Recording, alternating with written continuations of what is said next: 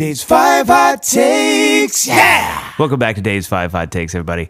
So glad everybody is back. This is a really fun interview podcast. So I'm going to be doing a few different types of podcasts with this Dave's 5 Hot Takes. And this one's an interview. And what we're doing is really fun. We're having friends of mine come on and they bring their 5 hot takes. So today I have the incredible, illustrious, illuminated James Bay all the way from London town as we talk about. James is becoming one of my favorite people in the world. I met him only about a year and a half ago. He played a show here at the Ryman.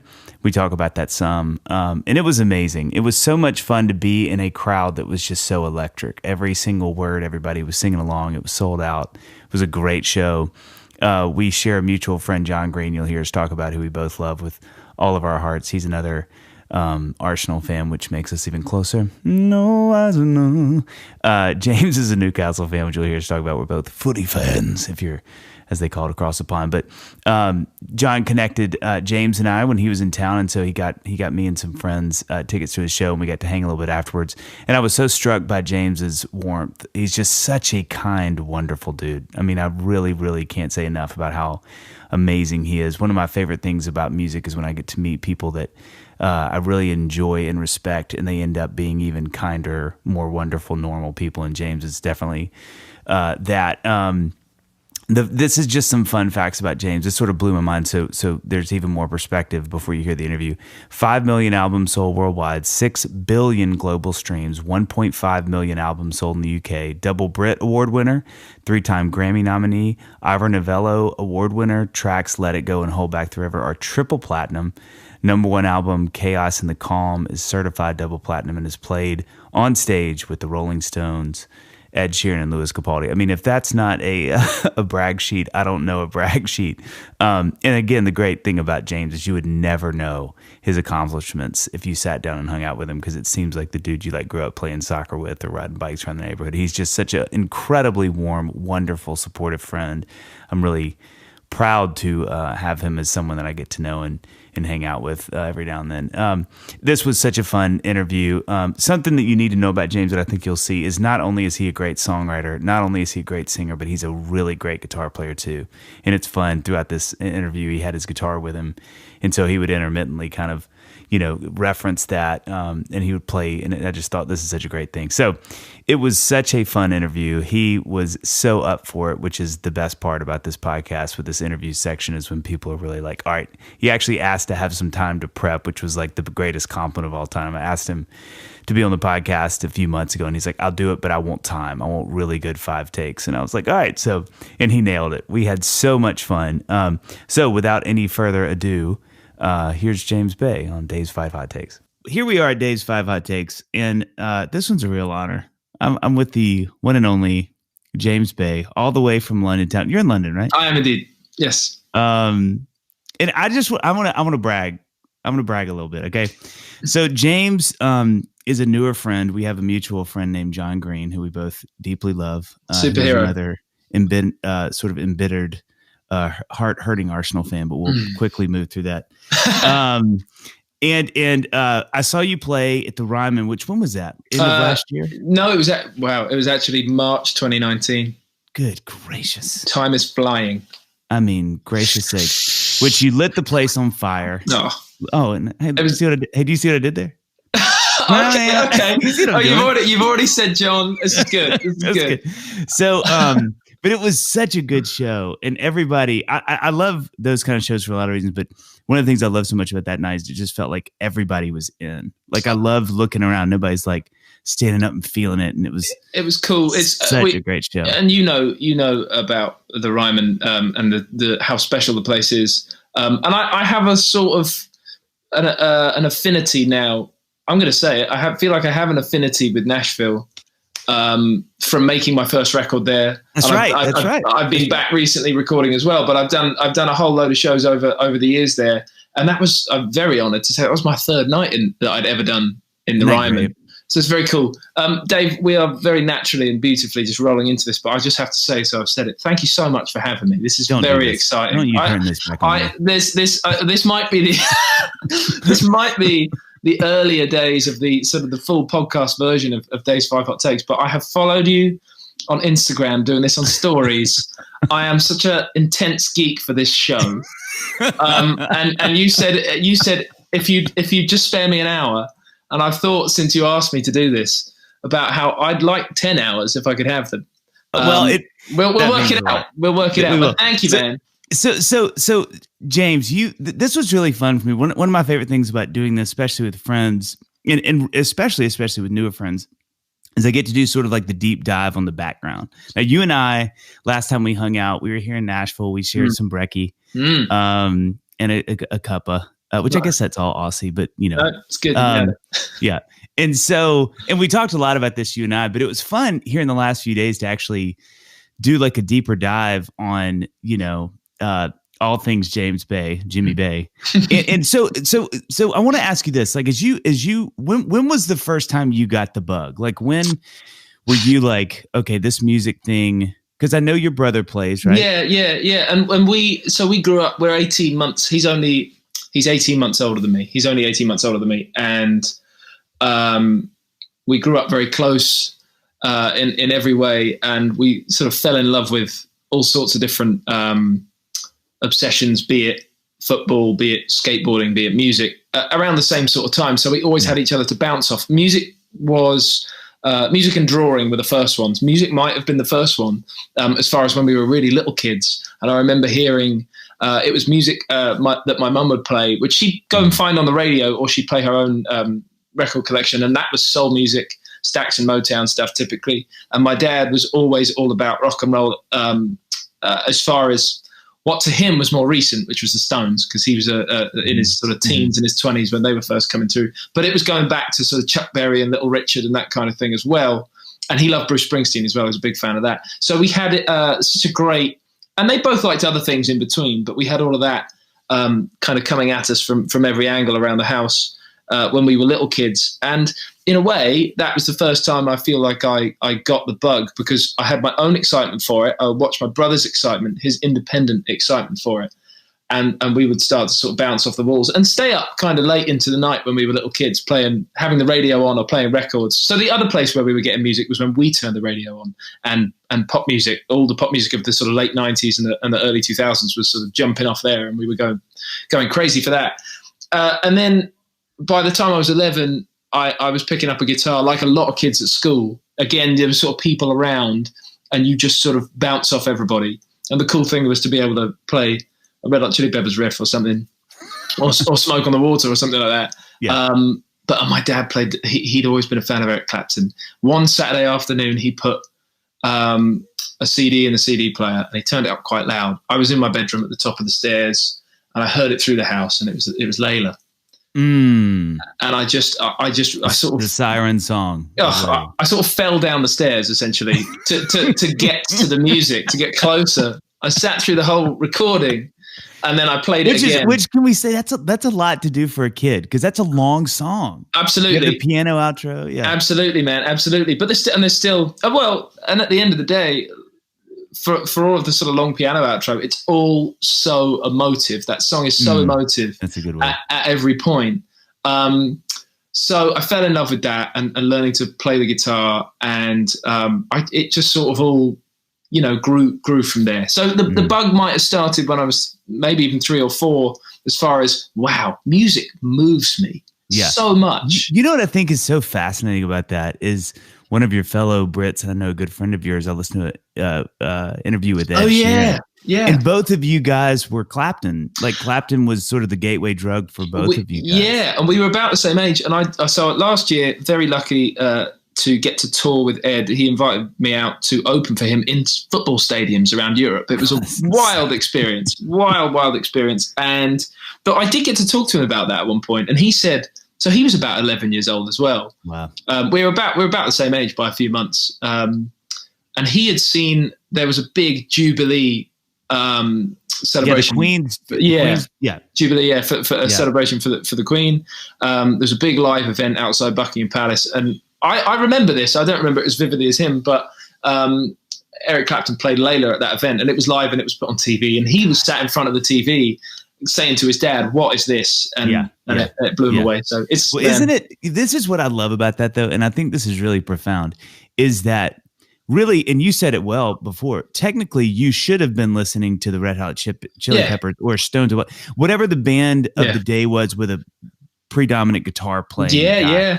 Isn't it so encouraging to artists like you and I that music is timeless? Because really, Clapton is who people 10, 15 years older than you and I should have been the guy, you know.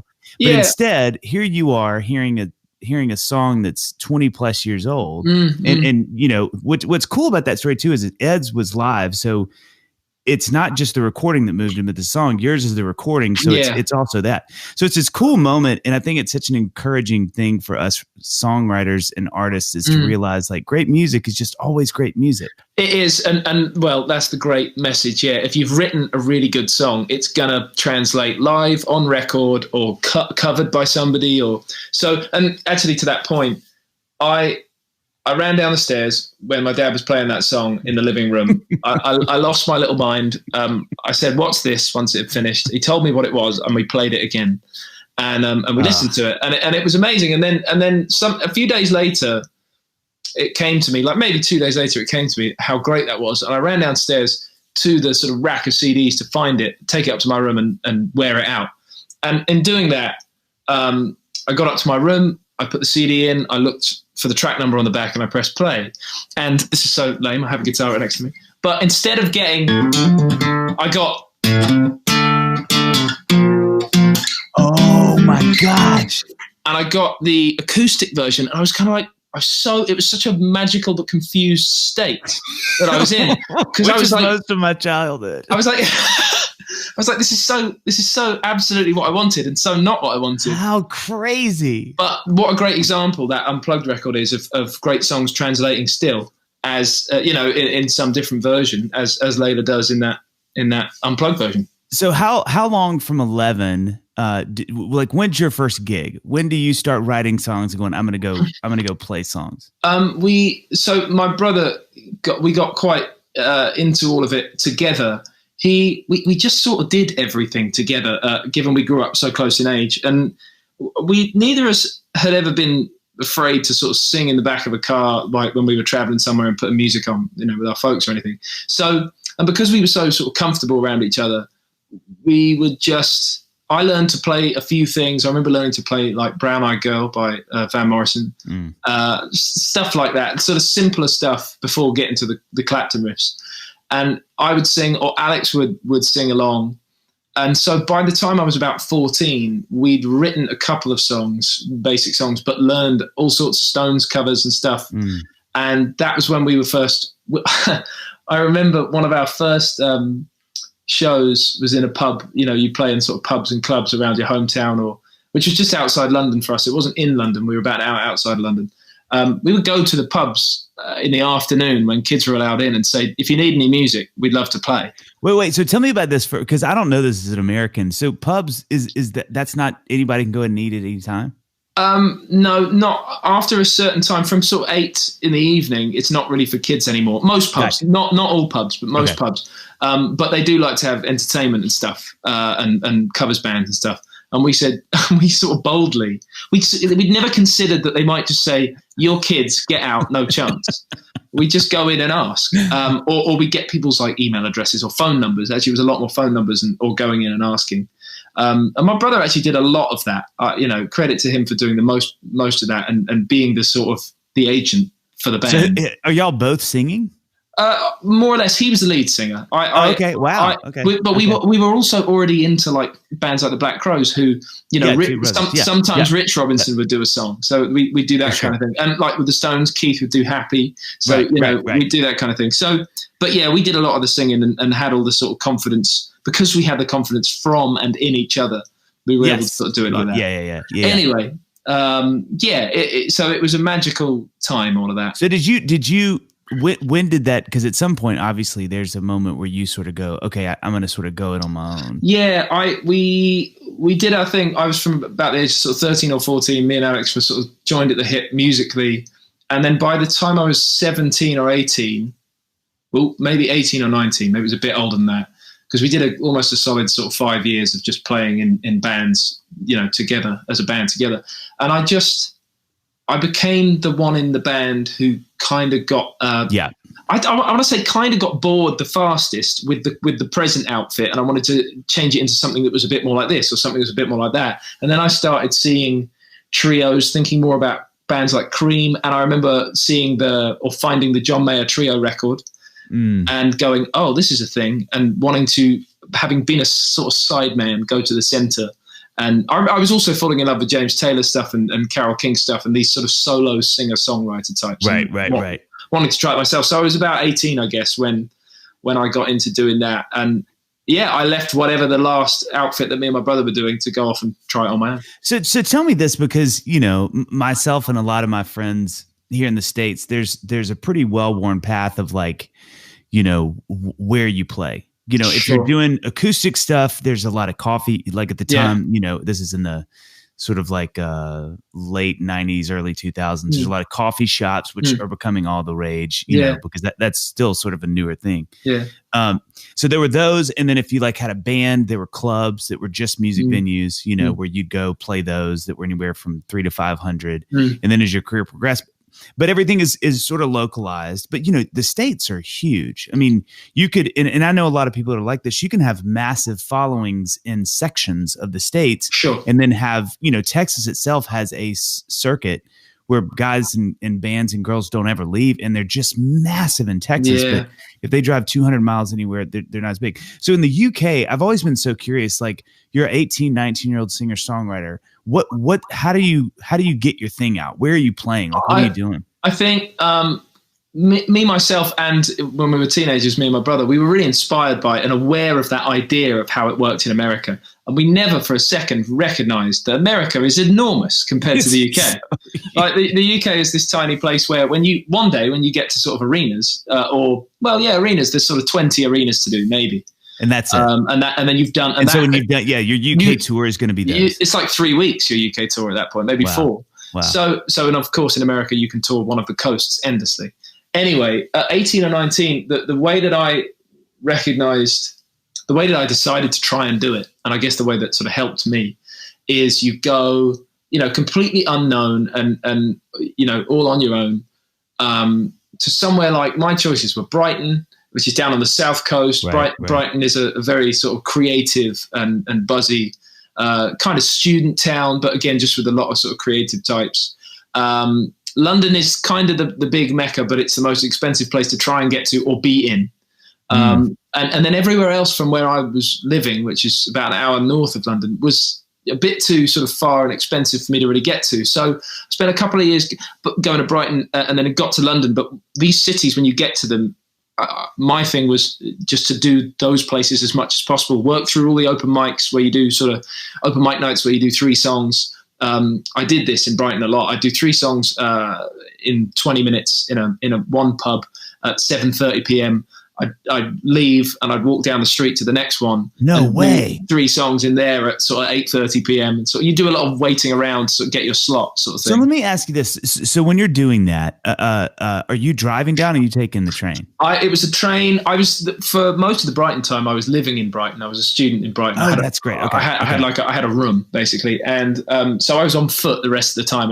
These cities in you know, and there are hubs within cities in America like this, but there's corners of London that are sort of pedestrian enough that you can wander around. Sometimes it is a lot of walking, and you're walking like 40 minutes to one place and then 50 minutes to the next. But yeah, it's a lot of that, and it was a lot of that around Brighton as well. Brighton's a bit smaller, so it was easier to do it. And it's just, and the other thing I did in Brighton a lot was busk. I don't know if that word. No way. Does that? Yes, absolutely. Yeah. So I remember sort of cautiously and nervously kind of coming up with the idea that I'd try that in Brighton, having seen it a lot, and I would go up to pretty sort of sturdy, regular buskers, and between songs would say, "Hey, what's the deal? Can we just do this? Will I get arrested?"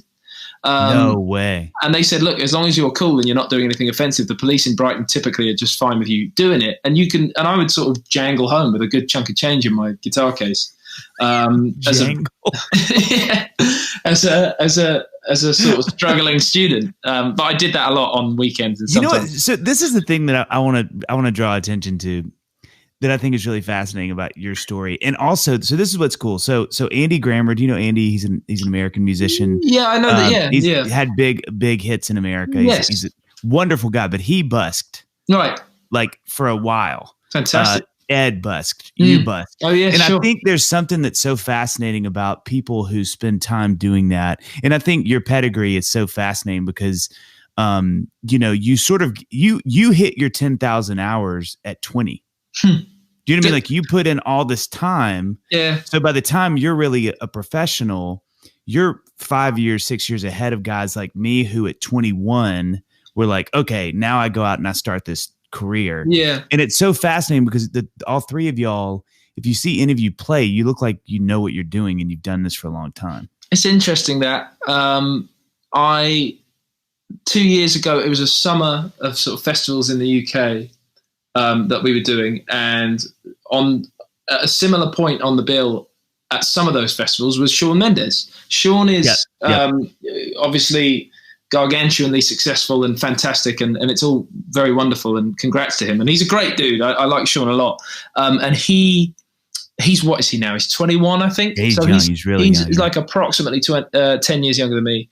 And his experience was so different. I mean, sure, he had a life on social media, sort of pushing his musicality that way. But he told me at this festival, we were hanging out, and he invited me on stage, which was very cool and an honor to be invited. And before we went on, we were talking, and he was making this point about what he kind of knew about me and my sort of busking history and my open mic history. As I was watching him kind of play with his in-ears pack on his belt. And he told me he said, because I didn't have the experience like you, where if something goes a bit wrong in a live experience, in a live performance, I can just sort of play something else or sort of fake it one way to make it another way. He said, what I've learned to do in a slightly neurotic way is know exactly how my pack works, everything about it. And in a moment on stage, know how to edit or fix it. And that's that's the best way I can describe it. That's like the kind of 10 years younger than me's generation of kind of what they've learned and how to do it. I guess, at least in his case, and probably in lots of artists and performers' cases of that sort of age. It was interesting. Yeah. But it's funny. I think thinking about how you develop, I mean, I tell this all the time. Whenever I meet players, especially, that I'm always like, you are such an incredible player. I'm telling you, it is 90% of the time they were in a cover band for 3 years, 5 years, because there's, and to your point in your pedigree, there's something about when you have to do something and learn how people do it, and you're studying the Stones for a little while before you do, or you're busking and you're having to throw covers in there. Yeah, you just sort of osmotically take all this information in. That's very true. That's always, I think it's a great and worthwhile thing to be talking about on this kind of platform where lots of people on their musical journeys will be listening, because that plays into the sort of 10,000 hours. That's exactly right. If you're doing covers and like, you know, busking or open mics, that moment, whether it's a cover or your own song, particularly with busking, you are faced with a moment where you've stopped in the street, having walked down into town with your guitar on your shoulder. And when you stop in the street, that's it. You've got to put it down, and people are going to be walking past looking at you going, what's this guy doing? How come he's just stopped in the street? And you just got to go through with it all. And I remember the first times trying that, and it's very daunting. But you are asking yourself in that moment, well, do I want to sort of have an effect on some people with my music? Do I want to find out, you know, what I'm sort of kind of made of and what I'm worth here? Because this is the best place right now where I'm going to kind of find that out. Well, so, and you know, here's the last question I have before we jump into the 5 hot takes. So because it seems like, looking at your career, the star rose really quickly, and it did. But it's really interesting, isn't it, that if you actually peel back the years a little bit, you realize there was all this time that you've been doing it. Yeah, that's, you know. Yeah, that's. I think about that a lot, and I've faced, you know, I was faced in the last few years. Like sort of 5, 6, and 7 years ago were the moments from between 2013 and sort of 2015. I had a lot of people saying, "Tell us how, you know, tell us about your overnight success." and it sort of falls two ways. That's fair in one respect, because to the world, they didn't know you one day and they do the next. because hopefully of a song, in my case, a song. And that's fantastic. And I'm super proud of it. But there's this other thing that you're thinking when you're asked, how it feels for that to have happened, which is, how do I tell them really quickly, like in this sort of 90-second soundbite segment, about the 10 years, about the 10 years I've spent like learning covers and playing covers and getting talked over by 50 people in a bar, and then recognizing the moment when they listened to a chorus that I'd written, but they weren't listening to the rest of the song. They were talking over that. It's all super important, all those moments. And they obviously shape you and help you sort of build your craft and all of that. But yeah, so it's a strange one to talk about, but there was a moment. There was, of course, a moment in all of it where there was a bit of an overnight thing, because, like I say, as a result of people liking one or two songs of mine in the beginning of my sort of more professional sort of leg of my career so far, these songs reacted. And everybody who didn't know I existed suddenly knew I did. Suddenly knew it. And all those people that saw you in a pub like 5 years before, like, that's the guy. There's a lot of that. There's a lot of that. Yeah, How did I guess part B of that last question is, how did you deal with that? Like, what were the ways that you sort of, or how did you think about that as it was really exploding? I really tried to. Usually they use this phrase with sort of negative stuff, but I suppose, I don't know, there'll be a better version of this phrase, but I sort of tried to just take it on the chin and kind of like move through it as calmly as I could, or in as calm a way as I could, and just enjoy the parts in it that I'd enjoyed before essentially any of the kind of fame aspect. Always enjoy. It was always like the most exciting thing to go to America and stand in any room and play my songs, because I was in America doing it, or because I dreamed about that kind of thing, or like Shepherd's Bush Empire in a historic venue in London, to get to play there. It wasn't like, check me out, I'm me and I'm doing this. It was like, wow, they're all right with me playing in here tonight because a load of people have come to see it. That's the thing I dreamed about. So I just sort of held on to, held on to the genuinely exciting aspects of it all that would have excited sort of 7-year-old me, 17-year-old me, and or 70. Or 70. What was the first show in that season that you played that you kind of like goosebumped? That you kind of went like, holy cow. That's a good question. You felt like it had all, the stars were really aligning and you're on stage and you're like, oh my gosh, this is like one of those moments I wanted to happen and it's happening. One of the earliest ones was actually probably Hotel Cafe in LA. That's because so great. So I was 22 or 21 or 22 when I played in there for the first time. And it was a bit of a showcase thing. There were some really early fans who sort of knew one song that I'd put online, who had heard it and were in LA and came. And then there was a sort of a chunk of industry types there. But I was 22. From the age of 14 or 15, I was on YouTube looking at people doing performances in Hotel Cafe. Yeah, in Hotel Cafe. So I had dreamed about being in that room. I love that. So love that. Oh, it's so funny as well. My wonderful, lovely manager, Ryan, he can't drive at this point. He's not someone who drives. And he came to LA with me and I can drive. So I drove the car. And there was a very scary 5 minutes where the traffic in LA was so intense that he got out the car to run to the venue. And I had to sit in the car behind the wheel, like trying to park it. He's coming. And then Ryan was just like, he is coming, I promise. Isn't that great? And I just want to reiterate what you've just said. I love that. And of course, you're such a wonderful person. It's one of the things that I think is so amazing about you. But that you didn't say first time you played Shepherd's Bush, first time you played the O2, where, and those are great. I can't imagine, but crazy, I think all the same that moment was when you were like, holy cow, I'm standing on stage at this venue that I've watched, that's got so much history and it's crazy to have those moments. And actually what's funny is, the bigger venues are still exciting and they're still important and all of that. But if there are moments, there was a moment, and this doesn't happen to everybody, but there was a moment where I could sell more tickets than Hotel Cafe, or I could sell more tickets than 2 Hotel Cafes. So you feel for a moment like, oh, I've left that venue behind.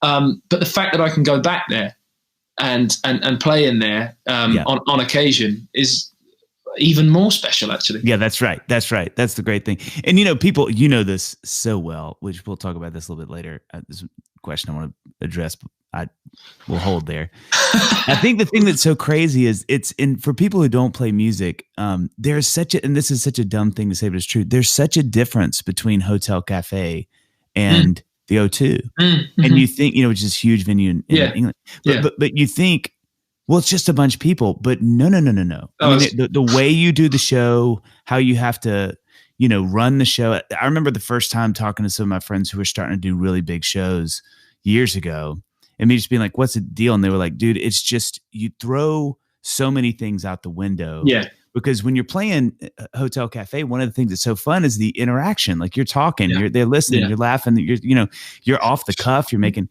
and then all of a sudden you get to a big venue like that, and the joke turns into and it's pointless, and it's completely pointless, and you sort of become like a Broadway or like a West End stage performer when you get to the big places. But like, you know, I'm just remembering some of there was a recording of John Mayer at Hotel Cafe that I found on YouTube when I was a kid, and I got so obsessed with it.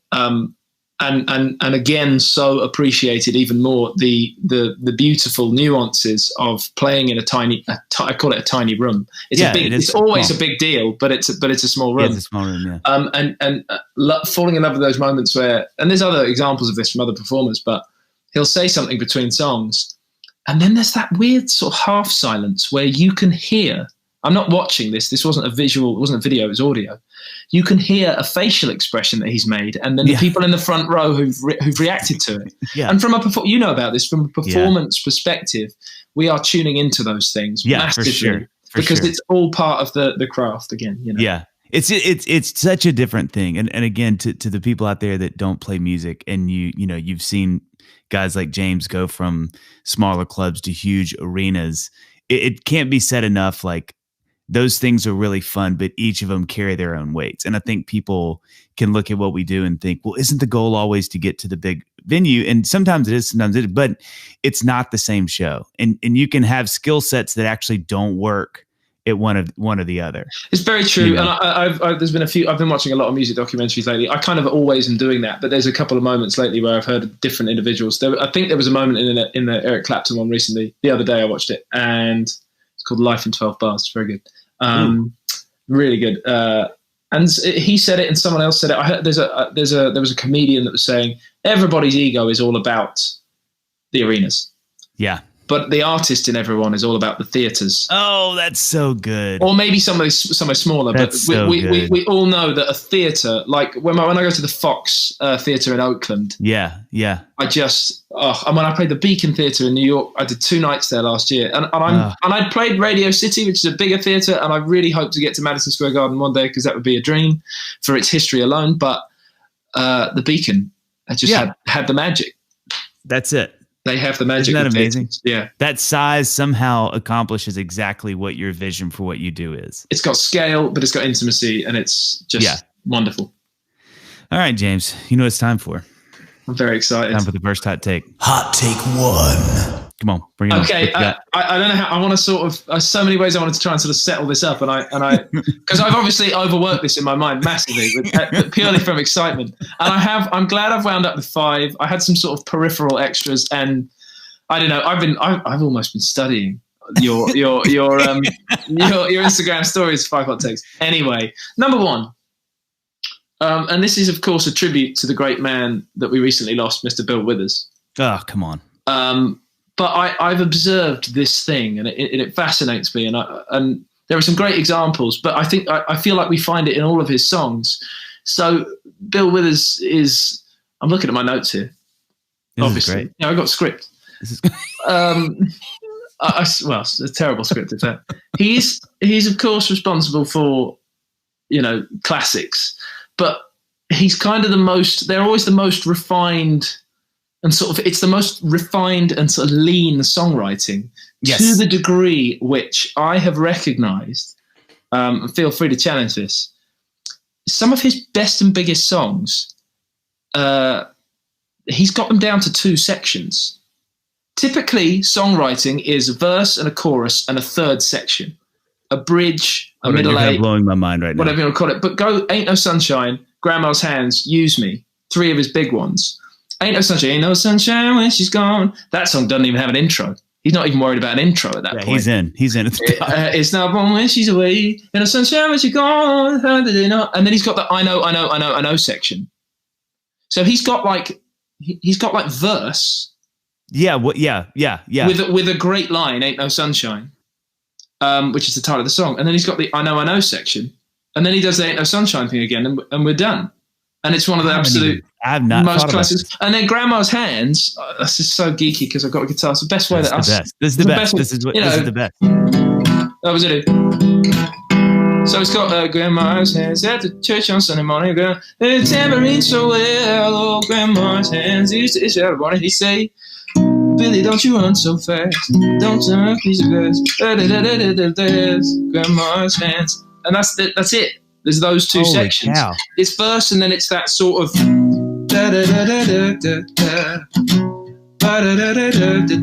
so it's 1 and 2 sections. And then not Lean on Me. Use Me. What does it do? Right. I want to spread the news that if it feels this, that's the second section. Yeah. So it's James, this is I just want to applaud this. This is incredible. I was trying to bring some A game sort of hot takes. No, you don't understand. I'm not saying anything because my brain is just like wrapping itself around here. So here's the thing about Bill Withers that I think is really fascinating. He is okay. This is going to sound really bizarre, but stay with me. I think he and Tom Petty are twins in the way they write songs, because they both have this incredible ability to take the simplest. They keep going simpler until what they have found is a diamond. They literally just beat the thing to death. Yes. Until all they bring, and it's with Tom and Bill both. There's just no fat. And fat. Literally no fat. Carry on. Yeah, it blows my mind. I was looking to, those Ain't No Sunshine, Grandma's Hands, and Use Me are really big ones of his. Even Lovely Day, because when I wake up in the morning, it's sort of verse pre and then the line. Lovely day, lovely day. Right. Yeah, that's right. So you got when I wake up in the morning, the sunlight hits my eyes, and then it goes, when I look at you, and he's sort of on the same thing. Yep. But it is I appreciate it's I would say that the verse and that are slightly different. And then you've just got a lovely day. And that's it. It's the chorus, I guess, but it's one line. Yeah, it's one line. And it's the same. Man, yeah. That is fat. I'm going to think about that a lot today. And he does it a lot. Like, I've tried to name his hits, as it were, because I think it's phenomenal that they're such enormous songs. And, people talk about 3 chords and the truth. Often he's 2 chords and the truth. That's right. But he's got all sorts of he's got a beautiful song called Hope She'll Be Happier. You know that one? Maybe the lateness of the hour.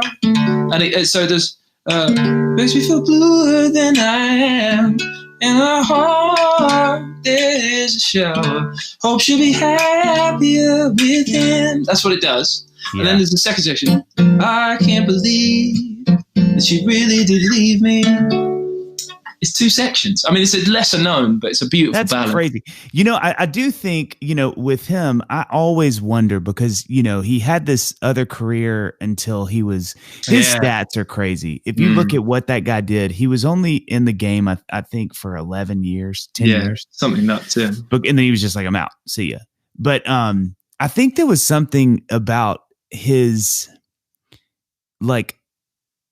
simplicity, which I think may have just been the end of what he knew he could even do.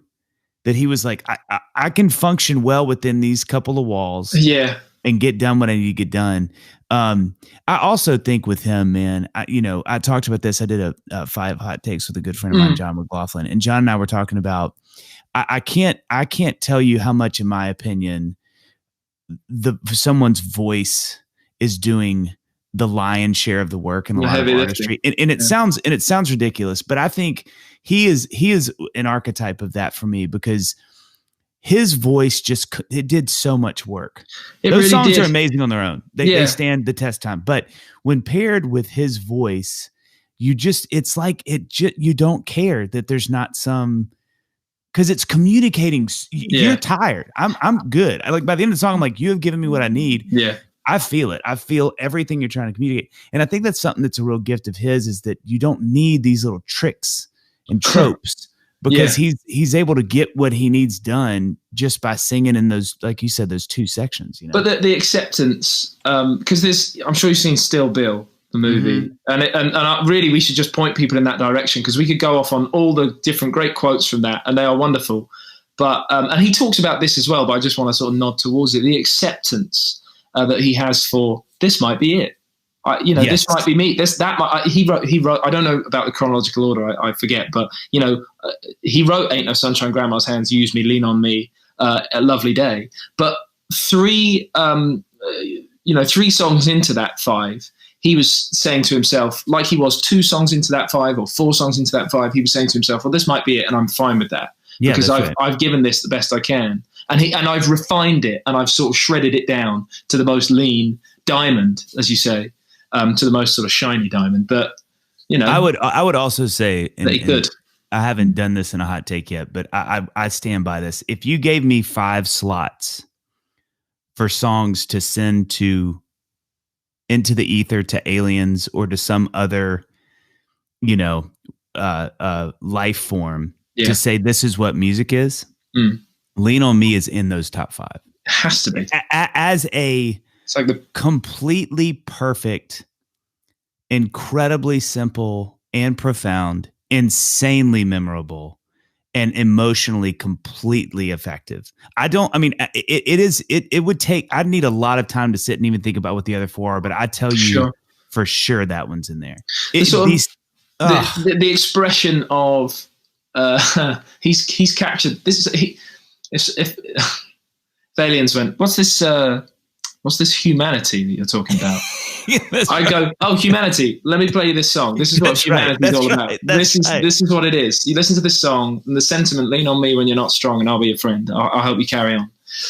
Oh, that's what you humans are about. Yeah, that's what I want to show the aliens. Yes, and I think too is if you've played piano at all, it's one of the, you realize the incredible simplicity of that song. I think that's the magic, is that your 5-year-old can sit down and go do do do do do do do do do do do, and yet just what he does with that, and the fact that you got to think that when he wrote that song, he was like, surely somebody's done this. Yeah, He must have started looking through all of Paul McCartney's. He's like, Paul's got to have done this at some point, surely. But oh man, right. Okay. All right. Hot take number 2. Hot take 2. Kind of a brief one. It's going to fly by a little bit, but I'm curious to see how you feel. There's this theory. It's not a theory. I've just recognized it. I've recognized it in this song, and I wonder. I'll set you this homework for later on. If there are other songs where it happens. Bruce Springsteen's Born in the USA, which is one of my earliest musical memories, actually. Yes. My dad was such a big Bruce Springsteen fan, and I don't know if I can play this melody on the guitar, but I'll sort of half sing it, and you know it. But it goes, so it opens, ba, ba, ba, ba, ba, ba. Those are the notes. And then it goes, born down in a dead man's town. First kick I took was when I hit the ground.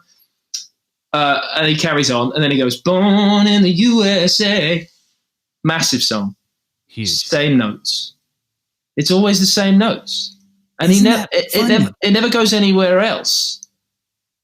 It never goes Holy cow. It never goes, if it's there, da, da, da, da, da, da, it never goes, well, it does, but there's sort of, ba, ba, da, da, da, ba, da, da, da, that's all part of this chord sequence. It's like the one melody rule or something. He just goes, it's the synth intro, ba, ba, ba, ba, you get it 3 times. And that's you get the synth intro, the verse, and the chorus. Dude, I've never thought about that, James. But that's the song. Everything else, with all respect, and it's one of my favorite songs ever, is a sort of great ad-lib. Like later on, he's going like, bah! He's doing this sort of semitone wobble. Da, da, da, da, da, da. And he goes, born down in a dead man's town. First kick he took was going to hit the ground. Yeah, he goes, ground. He sort of paints around the main theme. but it's absolutely just that what melody. It's built on. It's that melody. Da, da, da, da, da. He loved that so much when he went. He's like, that's. You know what I think is so fascinating about that is that if it was any other title, I don't know if it works, but because that title is so substantial, I think something about the time as well. I haven't been diving into the sort of history of the country, America or the world at that time, but like it was a moment in sort of American blue collar history, if not further than that. Right. And he could go born in the USA, and despite what the lyrics are saying and what the song is about in all of its sort of, it's an interesting, what he says and how he says it. But like, it sort of makes me think about Hosier's Take Me to Church as well. Although it was a difficult subject matter for him writing it. This moment in a song where so soulfully and sort of elatedly people can go, take me to church. Like it's got its power in its own way. Yeah. And people don't have to care what the song's about. Same with Born in the USA. It's just a sort of great patriotic. Which both of those songs actually mean different than what you think they do. Exactly, that's the point. Which is genius. So okay, let's melody there. That sort of that. Now you've done this thing where I'm going to be obsessed finding other songs that do that, and I bet that's really hard. It's very hard, and the one where I almost thought got away with it, that kind of doesn't, but it interested me was that one, your love is lifting me higher. Oh, yeah. I've ever been lifted before. Under my desire, and I'll be at your side forevermore. And your love, what was it? Your love keeps lifting me. Yes, I don't know. It was close. You can cut. Well, that. You know, the thing that's crazy about that, I think there are the first place I would look is Motown songs. Yeah. There were a good bit of those that kind of did sort of a similar thing where they would sort of stay on the same melody and then all of a sudden it's a chorus again. But I think some of the magic of how people pull that off is if you start the song with the chorus. Yeah, absolutely. Because then you know the melody, and then when you hear it again, it feels like a chorus. But that's what blew me away about Springsteen is it's this great instrumental intro on a synth, and then it's the verse melody down a register or a couple, octaves, and then he goes born in the USA, ba ba ba ba ba ba. It's the same. It's the same thing to the layman's ear. It's just that's crazy. I like to say, go on, you go. Well, let me ask you this. So I want to backtrack a little bit because I sprinkle in personal questions. That's what we do here. Please. So you are obviously a really good guitar player. Like I'm trying. And how so when you write songs, and something that I think is so cool about your albums is if you know them at all, you know that you play well because one, you can hear you playing, but also I think it you see your hand pretty quickly that so many of your songs are instrument hook heavy. Do you know what I mean? You're not just going like, hey, let's kick into the song and we're in. They all have. I suppose it's how. Here's the best way to talk about it. Up until almost like signing a record deal, I was like singing and writing songs. And playing guitar, singing and writing songs was one thing. Playing guitar was separate. Yeah. And the reason why you hear what you hear in my music is because since sort of signing a record deal, my quest has been to sort of fuse the two, but make it for everyone. That's great. Because before that, you've got me as noodly guitar player who wants to sort of riff and sort of solo and all of that stuff, and be way too much. And you got me as songwriter trying to write songs that mean something to me, but hopefully are for everyone. I want to get the guitar playing element to be for everyone because that's beautiful. Those are the biggest. Beautifully said. Those are the biggest guitar riffs moments in music, like in the history of music. So, which is funny because if Layla is your gateway drug, you're doing what that does. It's interesting. Yeah, sure, I am. And what's interesting about Layla is it's one of the most guitar playery pop songs. That's right. But that's what I get interested by. That one interests me. Satisfaction by the Stones. It's so singable. All the best guitar parts are singable. Yeah, Smoke on the Water. Yeah. Smoke on the Water is the same. So I'm just trying to. The reason you hear that stuff in my music is because I'm trying to make all the guitar playing or guitar parts as relevant as the song is, or the lyric. For what it's worth, I think you do it really well. Thanks, man. Do you feel like as you're writing the song, is that something that's happening as you write it, or is that a retro? Like you kind of have the song and go, okay, how can I? It varies. It varies. I remember one of my good friends, a fantastic songwriter called Ian Archer, who I wrote "Hold Back the River" with. And he's a great guitar player as well. He's Irish, and he kind of comes from a very instrumental like upbringing and background. And we would sit around. Typically, we've written lots of songs. We wrote 3 songs for my first record, one called "Craving," another called "Best Fake Smile," and then "Hold Back the River." And we would sit around for that first record. "Hold Back the River" was the last one we wrote together. Yep. Which has such a distinctive part. Yeah, that's the thing. And the nice thing about it is I'm trying to apply. I've come from doing things sort of all on my own when I'm sort of being me as an artist. Me and a guitar is how it all started. So I've always got that at the front of my mind. You know, we all as songwriters want it to sound great on one instrument with one voice. But we sat around for hours, as we would always do, and sort of talk and hang out and be musical and play stuff. And it was funny how that just came, because we tried chord stuff all day, and I always want it to be more guitar riffy than just chords. And this, you know, just sort of landed between those two things as a riff. But, you know, chords, E minor, it's in a different key, but I'll call it out like this. E minor, essentially F sharp minor, G, B minor up to C. Which sound, by the way, like that sounds gorgeous. Thanks, man. But you can think about it as chords, and you can also, from a guitar playing perspective and like a finger picking perspective, look at it as a riff. Right. And that's what I want to do, basically. Yeah. So we settled for that also because we love the sound of it and it felt hooky. And hey, if a guitar part can be hooky, then I'm keeping it. You know, well, and you know that's to me, that's, you know, always such an interesting trick when you're writing songs with and for other people, is like, that's how my brain works too. You know, I think both of our coming up, when you're a guy with a guitar, you're kind of going like, how do I keep people interested in the middle when I'm not singing? You know, and you know, just throw as much as you can at the wall, and that's one of the things you throw. But I think it's interesting. It makes me sad sometimes that you get in a room and you can rock through these songs, and you may get a great song, but there's not somebody in there, because if the artist in there, especially, or even sometimes you get the artist, but they're not going, hold on, there's no happier moment to me in a writing room than when you're writing with an artist and they go, hold on, how would I play this? And I'm like, ooh, okay, now I love this moment. It gets to another degree of real.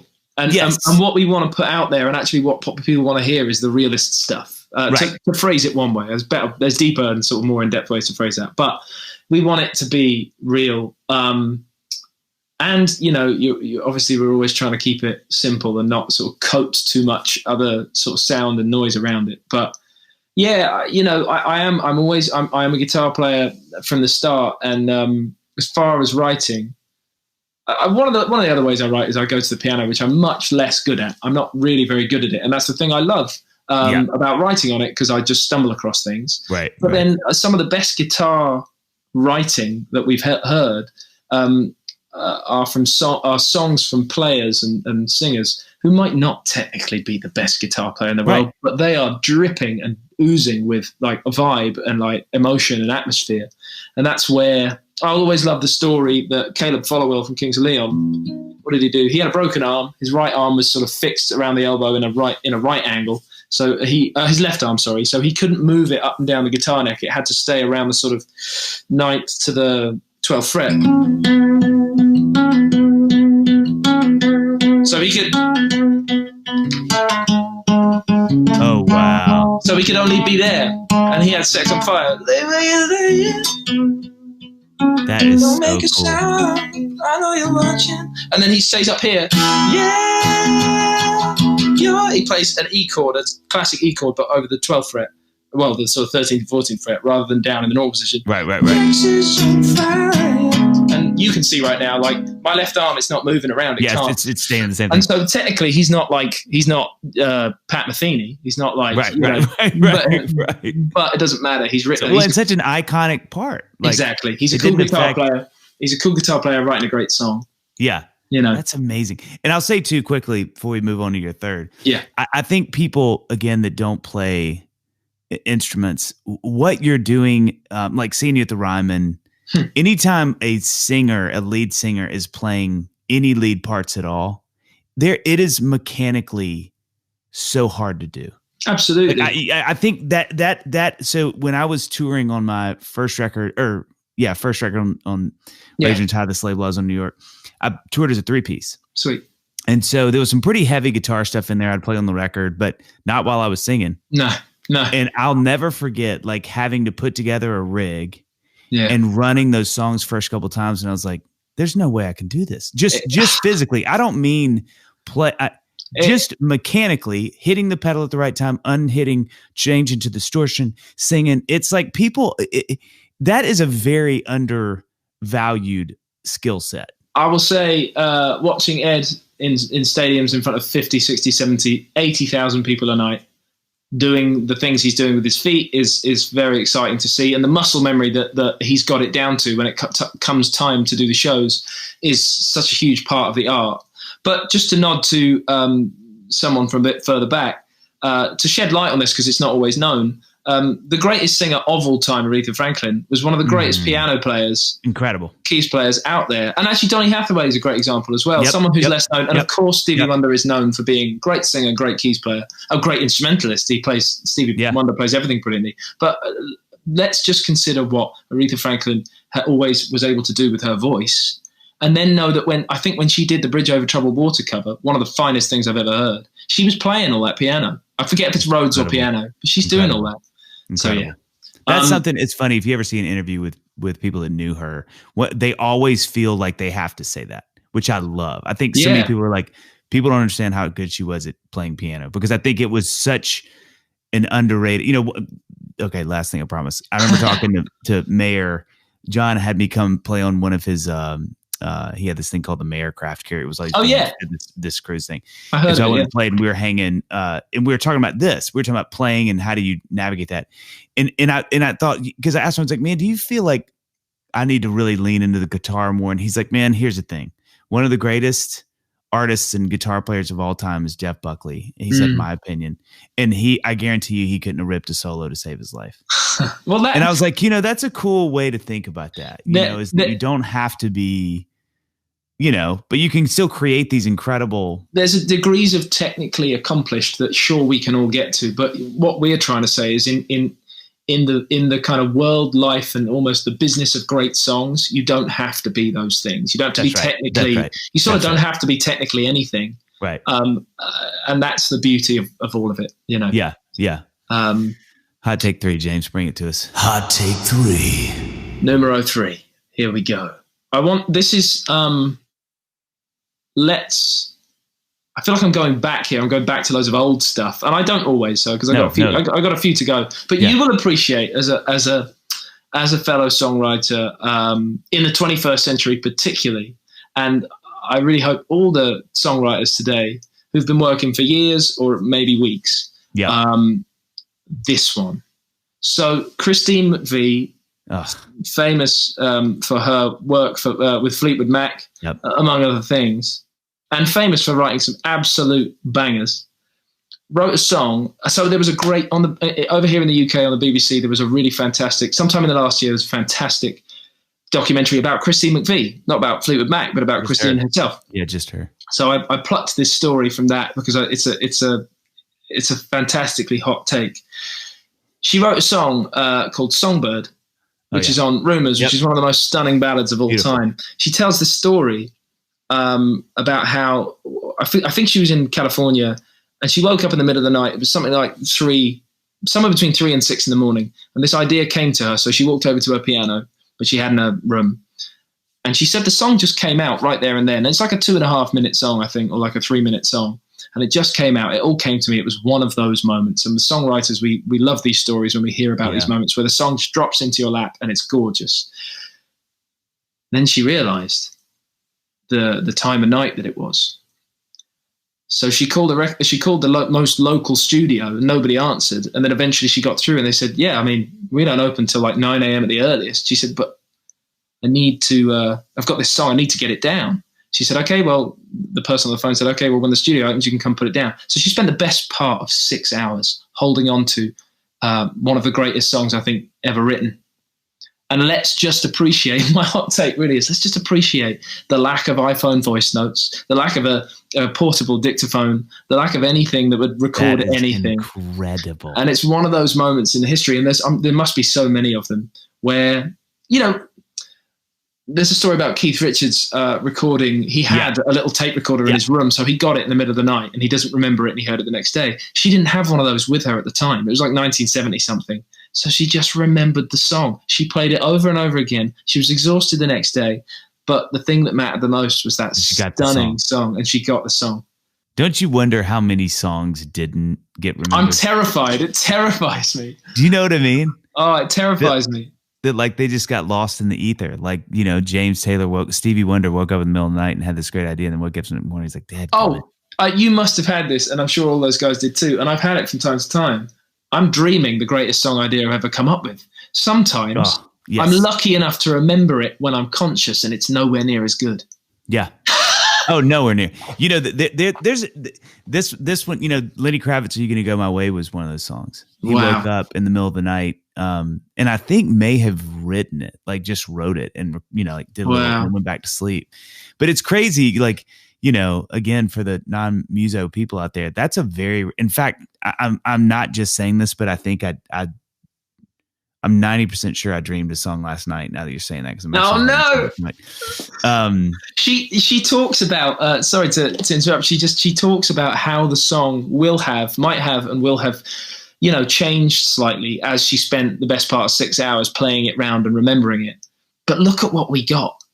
Listen to the song that we got. Like, for all of that and what the first iteration of it was. Wow, thank God that she played it round. You and I talked about this at that breakfast about her. She is, listen, Fleetwood Mac is a diesel engine of incredibleness. But to me, she is, because she, you know, I think because of the personalities, she's just rarely talked about because the other ones are so much more fascinating as people. But she, to me, was the pop song assassin. Yeah, you know, for all of you know, for all of either one of the other. She of the third of that triad, of triad of power. Those albums just needed what she did, because there was Lindsay's really cool, quirky, awesome guitar, cool, whatever. And then you had Stevie's really artsy, bizarre. She was that middle to the band. She was like, okay, we have Rhiannon and we have, you know, like Go Your Own Way. Both these great. Now let me just softball. I'm just going to chuck the easiest little that you can hit every time. Yeah. She was a ninja. She did that. She did I Want to Be With You Everywhere. Oh my gosh. What is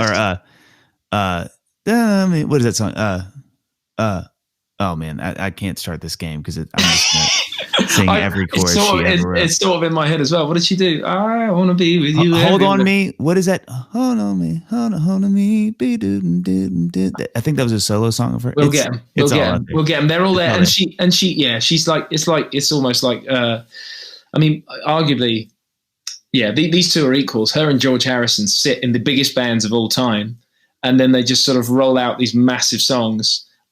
After the sort of supposed big songwriters in the band are sort of done doing their thing. Yeah, that's right. And then they come out with these juggernauts. And which to me, one of we'll move this quickly. One of the most slept on songs of all time is George Harrison's, what's the solo hit he had? Got my mind set. Oh my gosh. Are you kidding me? That song. After this, go into the internet, the great, deep and wild and wonderful internet, and check out, I think it's a cover.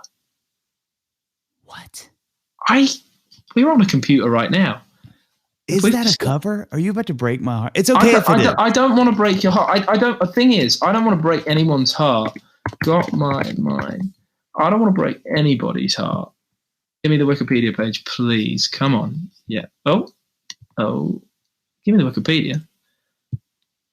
George Harrison in 1987 released a cover version of I've Got My Mind Set on You. Look at you. Originally recorded by James Ray in 1962. We still love George. Hey, there's no that question. Has nothing to do with our affection for the man. We still have affection, but boy, did he absolutely crush that Murdered record. that song. It is so good. That is an early. I wasn't alive when that song came out, but it's an early memory for me. It was on like, oh, what a song! Every radio station that my parents listened to, they played that song. Oh, that is precious. Yeah. Oh no! Okay. Later on, to do it. Yeah, to do it right.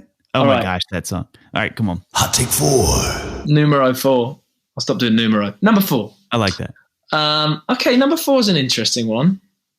This is I feel like this is like a confession, or maybe it's just something you didn't know about me.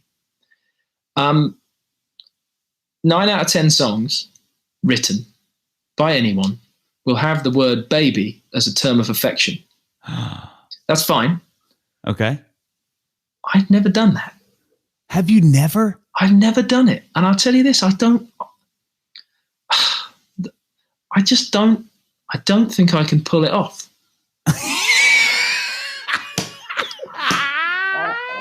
I've never done it. The admission. I made a joke about myself one time where you should call my songs a nursery for how many babies they have in them. Like I use that word to such frequency that I'll have moments where I'm like, Dave, you can't. It's become a stopgap. I just chuck it in when I need 2 syllables. The weirdest thing is I'll cover a song with it in and I'll sing it. I'll cover someone's song and I'll sing the word if it's in there. Even if it's like an ad lib on the recording of that person's song and I'm doing a version like that. But the closest I've ever gotten is I wrote the word maybe with an M, and people sometimes sing that back and think it's the word baby. Which you'd think with a song like Move Together. That's the place. That's the place. That's where you're going to do it. It goes, maybe don't give me cold. Wait, I've got the wrong melody. It goes, maybe don't give me cold shoulder. But everybody in the crowd, I watch them go, baby don't. And I'm like, you guys can have that. That's all. That's all yours. They can get away with it. Tell me how you realized that. What made you realize that? Every time I'm particular, I guess one of the biggest ones, the thing that made me realize it is in co-writing scenarios, people are like deep into what we're doing and we're all loving it. And they're like, I've got it. And they've got a lyric that they think sort of really works. And it probably 99% of the time does. And I guess they think it suits me too, because this is in moments when we're writing songs that I'm going to use.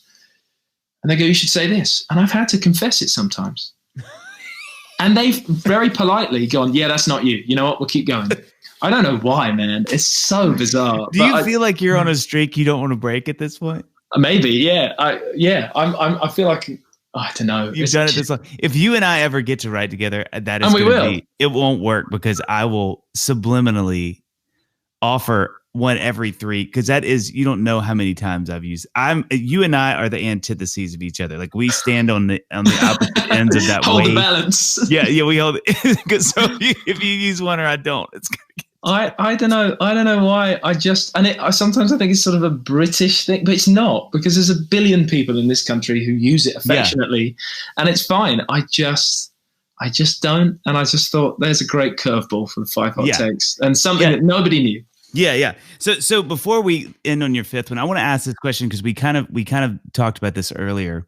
But if I'm making James Bay out of musical soup, right? And I'm what are the ingredients in there? Who are the artists that have come that you are the great sort of like culmination of? What are the influences? It's an interesting question in a way, because I like how potentially the ingredients won't make sense to people as far as what we're saying. That's why I love this question. They create. I love this question. Yeah, I think as far as what really like absolutely kind of turned me on and inspired me to go forward and be musical, it's Aretha Franklin, standalone, all on her own. For anything she's done, I adore it.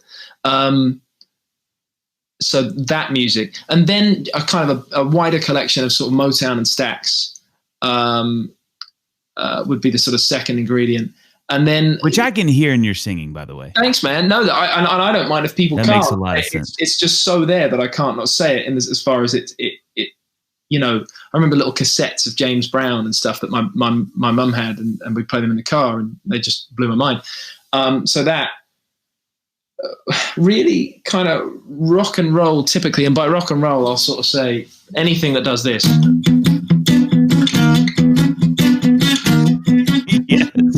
Yeah. Anything that does that. So go from Chuck Berry or just before, all the way through kind of past Springsteen, somewhere in the 90s when it all got really quite old doing that kind of thing. But right. I still adored it. So that, then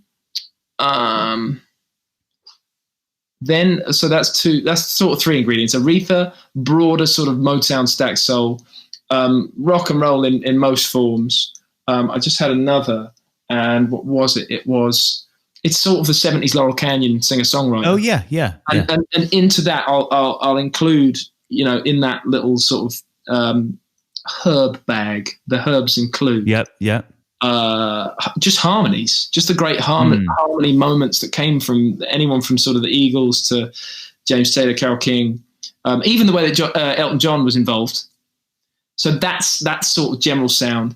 Then the sort of fourth one is kind of pop on both sides of the Atlantic. So sort of Adele, that really sort of British, ultra cool, sort of you can't really argue with it kind of. It's sort of Adele, Amy Winehouse.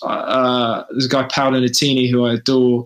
Oh, I love his stuff. His stuff always gets me. Ben Howard is an album by a guy called Ben Howard. The album's called Every Kingdom. That album. Yep. Every Kingdom is crazy. So that sort of thing. And then just like hard left stuff, like Feist. She has a record called Metals. Metals is amazing. That one like kills me. There's a.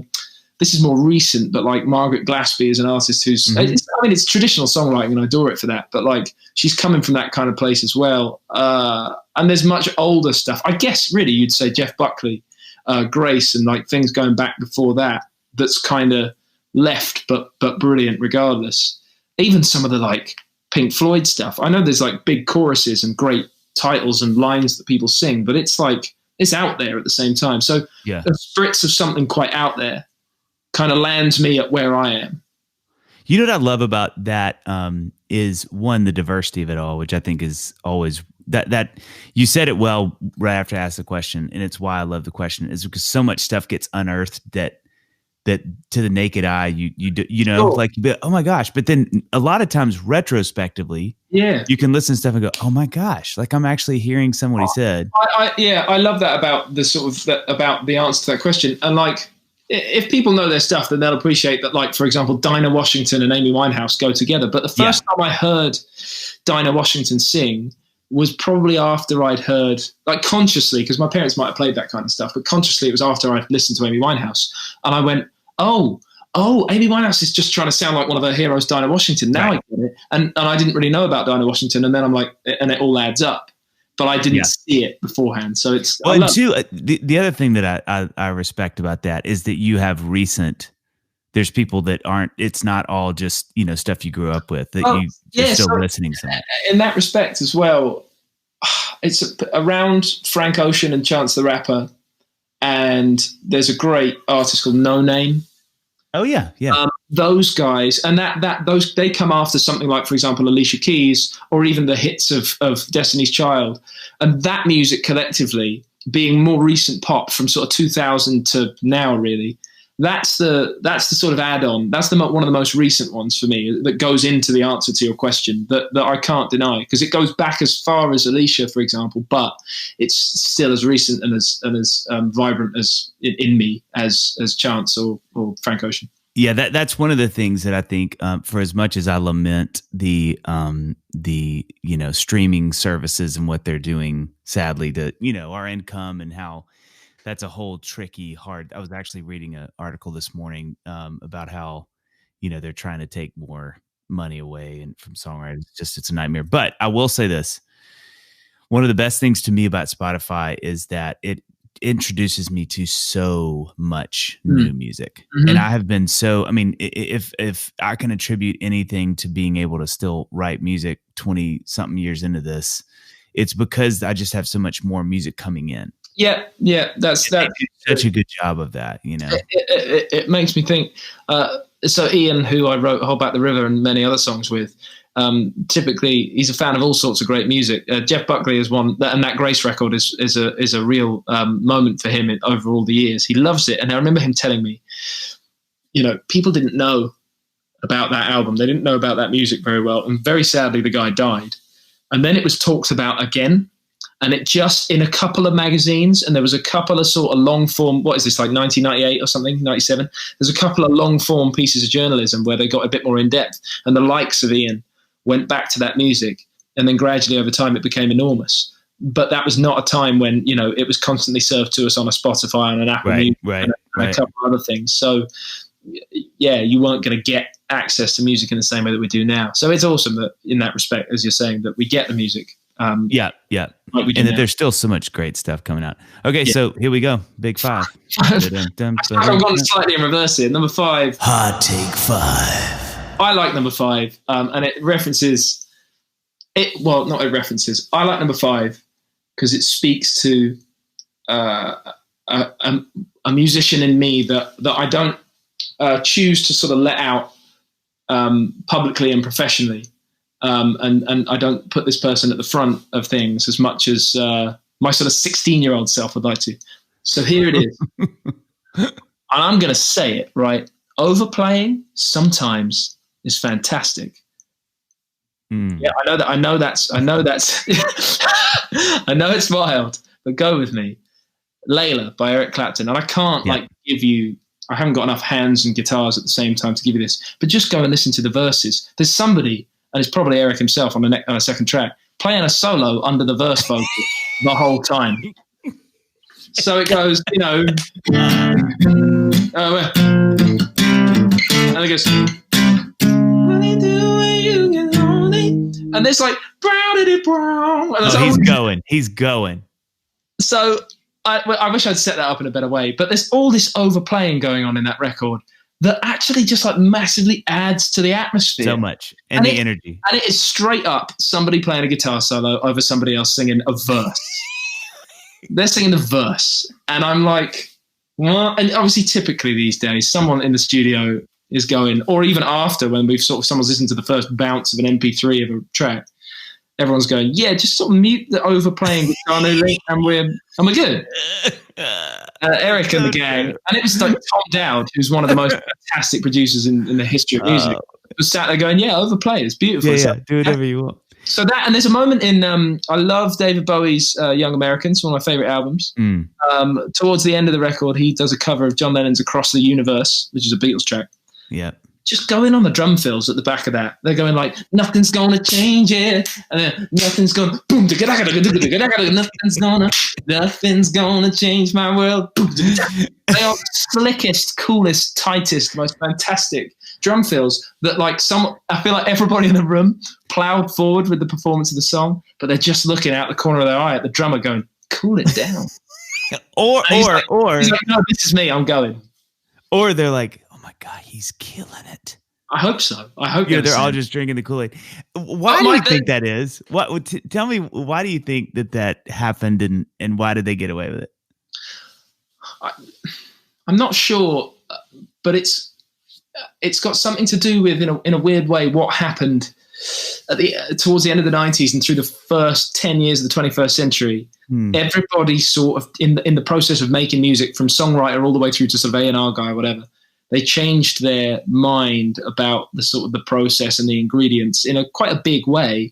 I hate to say it, but I think in many ways minds closed rather than opened to all sorts of options, because there are great, beautiful examples, Bill Withers being a brilliant one, of music that, you know, older or that came out earlier than that Clapton record or that David Bowie record, that are super simple. Yeah.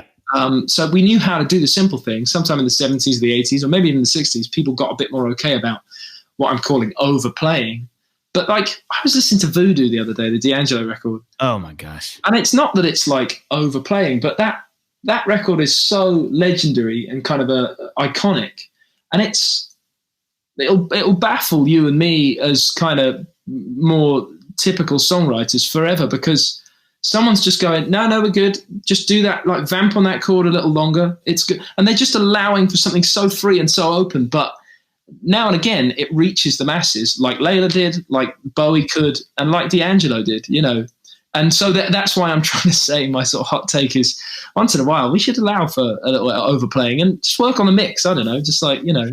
And I do wonder, like, you know, I think I wonder if it's a cocktail of a couple things. One, it's Eric Clapton. So are you about to go tell Eric Clapton to stop playing?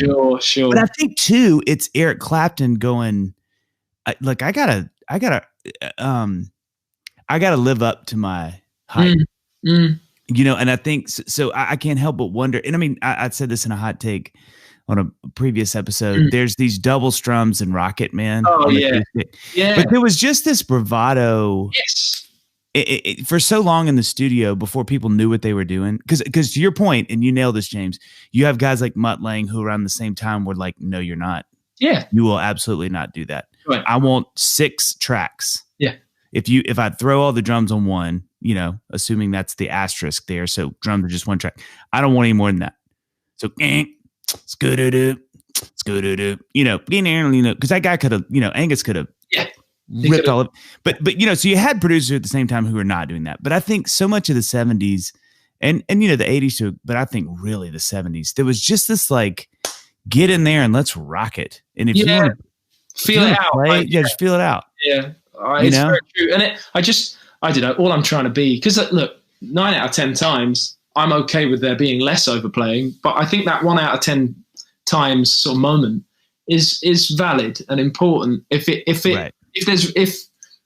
feels good. I was going to say if it's right, but that's not it. If it feels good, it feels good, follow it.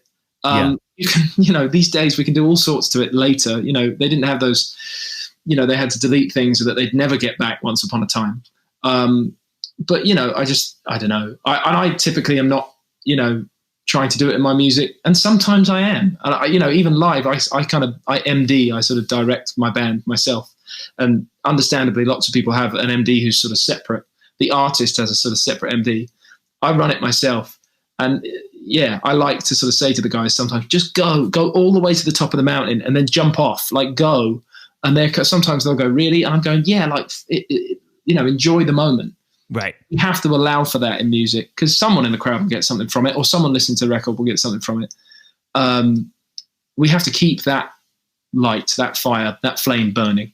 I agree. As much as we have to continue to chase the standards set by the likes of Bill Withers, who were so lean in their work. Yeah, so I don't know. It's a curveball hot take, but I love that, and I think too. You know, I think Jakir actually King, who produced your first record. Yeah.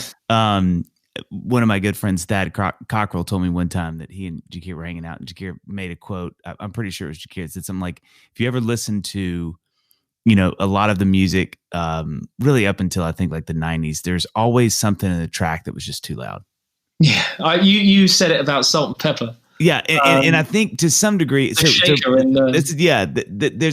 This is a different theory, but I do think there is something. If you go through the '70s, there's always somebody you're going like, did he know they were recording? I know. Do you know what I'm saying? Like, still to me, one of the weirdest and worst guitar solos of all time is Jackson Browne, which is one of my favorite songs of all time. Dr. My Eyes, I love that song, and I found out somebody told me. That it is. I'm not kidding. I would put it down as the worst guitar solo of all time. I'm gonna do a hot take on this, but if you ever listen to it, it's. But somebody told me that would know this. They were like, "Oh yeah, the story is the guy was just running it to figure out what he was going to do, and then the producer was like, we're keeping it." And he was like, "You can't keep this." And they're like, "Yeah, let's keep it." Now that's the story. But you know, that was a huge hit. It's one of my favorite songs of all time, and the solo is just terrible. It's like that story sort of reminds me of Al Cooper was the keys player when Bob Dylan did Like a Rolling Stone. Mm-hmm. Because he was in the room and he wanted to be in the room. And when someone said, or the producer said, "Who's playing keys?" he just put his hand up, sat down at the Hammond, didn't know how to play it. And so it was the full half beat or a whole beat behind each chord change. So it goes, "Once upon a time, you just so," and I think the chords are changing on the beat, but he's going, bah, bah, bah, and changing. He's just sort of looking around the room. Like a guitar hand going C, G, A minor. Oh my gosh! Coming just afterwards, but it added so much, and maybe the most important thing is having someone in the process or multiple people in the process who are that open to all eventuality. Well, I think you nailed it. And this is what I take away from this is it really is about the energy and how it makes you feel. It has to not what it looks like on the screen, not what going, don't we already have like, no, how do I feel when I play this? And like, I just feel good. When I'm muted, I feel less good.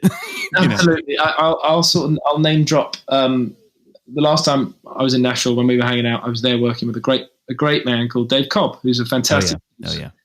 And Dave is a huge advocate for this way of doing. And I'm glad in 2020 and going forward, he is one of the people around, championing this way of doing it, because we were doing, there were moments, I can say this now and the music isn't out yet, but it will get heard. Like there were moments where he would kind of lead on that notion. And I love it when I've heard it in records. But when I'm making my own music, I would be less certain. And I had to trust him in his producer capacity. And I'm listening back now to mixes and things that are half mix going, Dave, yeah, he knows that he was right. Yeah. Like, and so it was important, therefore, to have that person in the room. I mean, it was, in honesty, particularly even just on paper, it was one of the reasons I was excited to work with him. But when you're doing it for real in the moment, it's terrifying. It's terrifying. Yeah. And, but it's so important in all music. Dude, James, everybody, that was James Bay. Bring it. Can I just, I want to give a round of applause to the homework for these 5 hot takes. And I want to give a double round of applause for you bringing a real guitar. It felt like, I mean, if I sit here and try and sing stuff, it would be horrific. So it's better to at least give myself some pitch and try and hit it. You're a legend. Thank you so much for doing this. Thank you for having me, man. I hope, I know this will go far as a very exciting and eventually legendary format for people to come and talk about these beautiful depths of music that us guys care so much about. And there's a lot of us. Dude, that's been my favorite thing so far is the friends that are doing it are like, I need, like, give me time. And I'm like, oh wow. Like no, I need to, like, give me time. That's why I appreciate you asked me a few weeks ago and I'm like, yeah, that's good. If he'd asked me any later, I would have been stressing, sweating a lot more. But I'm going to push this back. I'm going to push it back. Yeah. But thank you. Dude, you're a legend. Thanks for doing this. It's a joy. It's a pleasure. Dave's 5 hot takes. Yeah.